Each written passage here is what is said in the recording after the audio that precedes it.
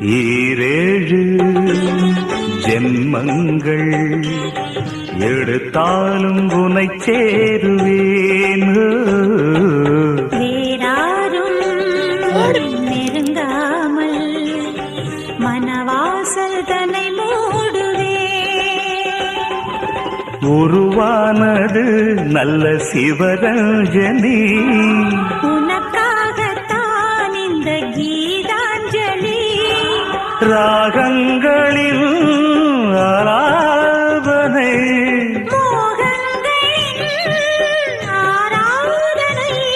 உடலும் மனமும் தழுவும் பொழுதில் உருகும் ஒரு ஜீவன்தான் உன் பாடல்தான் ஓயாமல் இசைக்கின்றது.